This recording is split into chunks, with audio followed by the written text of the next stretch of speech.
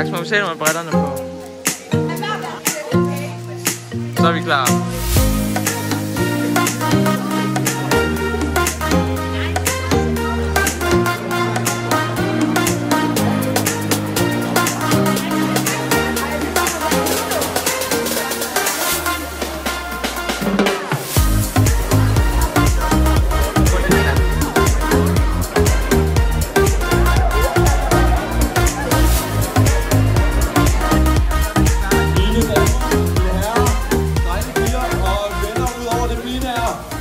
Velkommen til!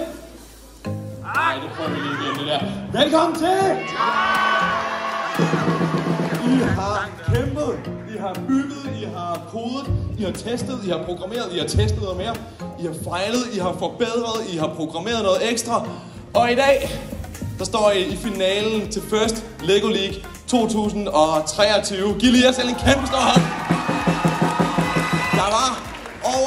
Der var hundredvis af børn i de indledende runder. I dag har vi kogt det ned til de allerbedste.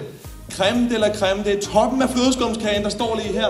Der er 23 finalehold. I dag, der står udfordringerne i kø for jer. Der er nogle dystbord foran jer. Der er nogle skrappe dommere, der står dernede. Må vi lige se jeres tænder en gang? Ja.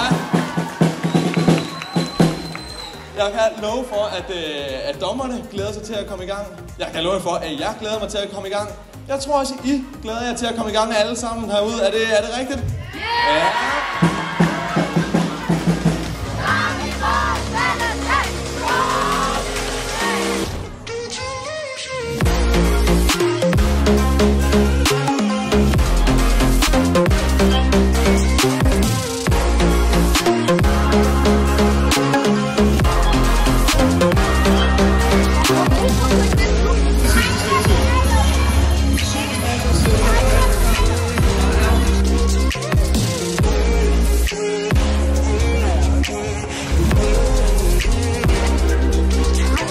Hvad er det for noget? Hvor er det smagt? Jeg tror det er. Om 3, 2, 1, Lego!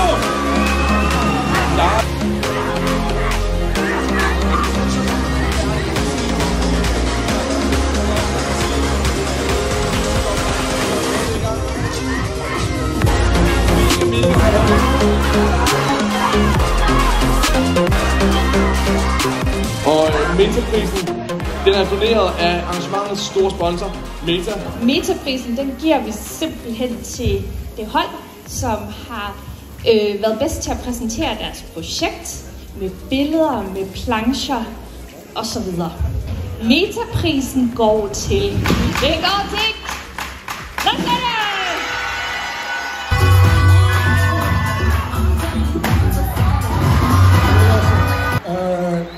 UCL-prisen er jo helt vildt speciel, fordi det er det tjeneste, vi i dag kommer på børnedemokrati. Det er sådan, at UCL-prisen er jo jeres pris, og næsten alle holder aflevering stemmesedlen. Og UCL-prisen kalder vi UCL-prisen, fordi det sted, vi er i dag, det er UCL, og vinderen er Power of Billioner.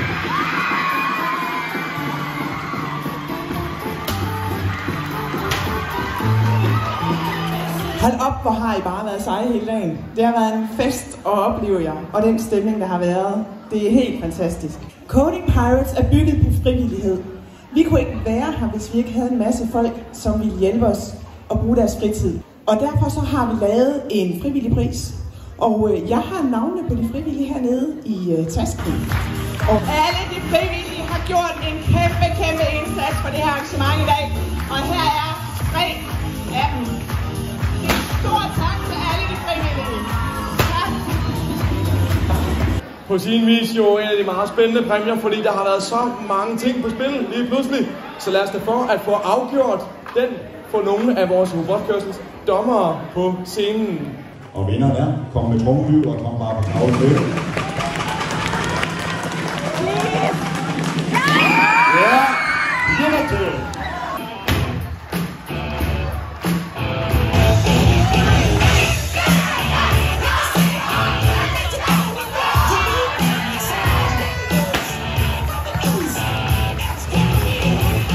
Men det er ikke kun robotkørsel. Man kan godt have designet en robot med rigtig mange gode tanker, og så hele det falder, når man skal køre, og derfor har vi altså også en pris for robotdesign. Ja. Det er Gifli.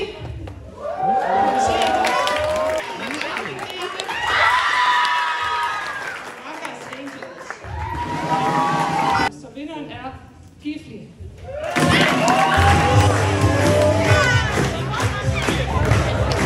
Hej alle sammen. Undskyld, vi er lidt forsinket, men det har været en svær proces. Vi er kommet frem til, at de 3 nominerede til at få en pokal i innovationsprisen er i tilfældig rækkefølge Team Michael Jordan, The Architect Innovators og Green Team.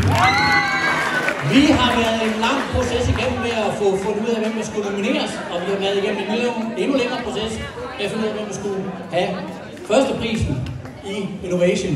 Så derfor er jeg glad for at kunne sige, at vinderen er Green Team.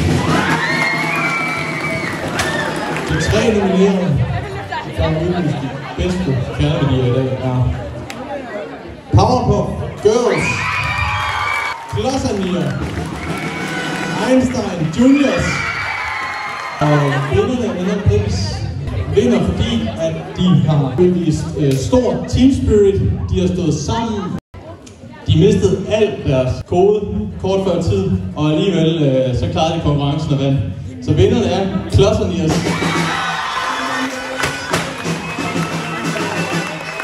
Hvis næsterne kommer på scenen, de vandt nemlig sidste år. Og derefter så tog de simpelthen en tur til USA for at dyste videre. Velkommen på scenen til Team Hedemølle. Vi ved jo alle om at vinde. Nu står I her på scenen igen. Kan I huske det fra sidste år? Tydeligt. Hvilken følelse tror I dem ude i finalistfeltet her, hvordan tror I, de har det? Jeg tror, de er fuldstændig klar på at modtage deres livs største pokal. Den er rimelig stor, I kan se den er derovre, og det er en gigantisk ære at vinde den her. For det er jo kun anden gang, at vi holder Danmarks finale her, og vi tog den jo som de første, og vi er nu klar til at give stafetten videre til nogle endnu mere dygtige og endnu mere nytænkende og kreative mennesker. Det er jo et bevis på, at I samlet set har været de mest kreative, har dem, der har lavet det allerbedste masterpiece. Om ganske få minutter, så er der en af jer hold, der står med den i hænderne. Vi kan kalde jer Danmarks mestre i First Lego League.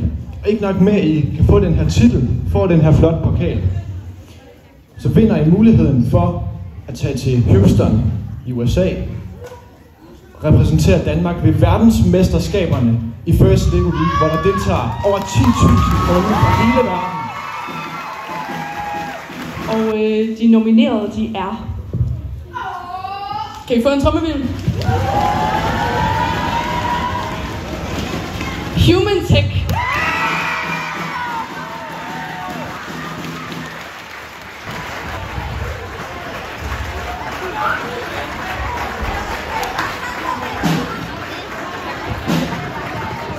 The Arctic Innovators.